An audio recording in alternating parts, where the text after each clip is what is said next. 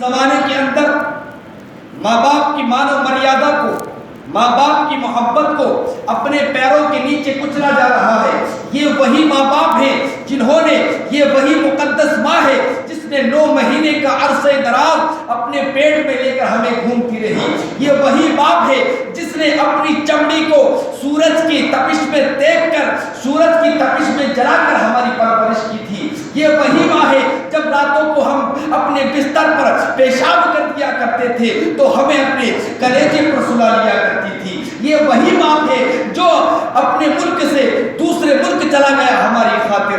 عزیزان ملت اسلامیہ، ہمارے ماں باپ نے ہماری پرورش کے لیے کیا تکلیفیں نہیں جھیلی، لیکن آج ہم نے ان کی مان و مریادہ کو، ان کی محبت کو اپنے پیروں کے نیچے رود کر رکھ دیا ہے۔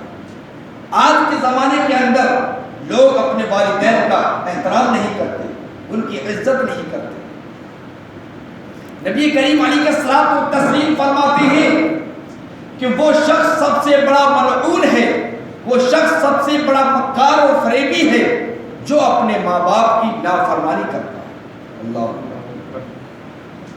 سرکار اعلیٰ حضرت رضی اللہ تبارک و تعالیٰ فرماتے ہیں کہ 3 انسانوں کو جنت کی خوشبو سونگنے کو ملے گی۔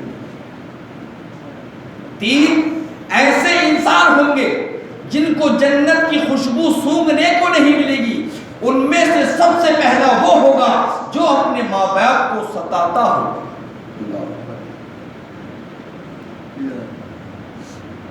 حضرت ابو ہریرہ رضی اللہ تبارک و تعالیٰ سے روایت ہے کہ نبی کریم علیہ الصلوۃ والتسلیم صحابہ کے جھرمٹ میں بیٹھے ہوئے تھے، ارشاد فرما رہے تھے کہ اگر کوئی اولاد اپنے باپ کو محبت کی نظروں سے دیکھے، الفت کی نظروں سے دیکھے تو اللہ تبارک و تعالیٰ اس اولاد کو حج مقبول کا ثواب عطا کرے۔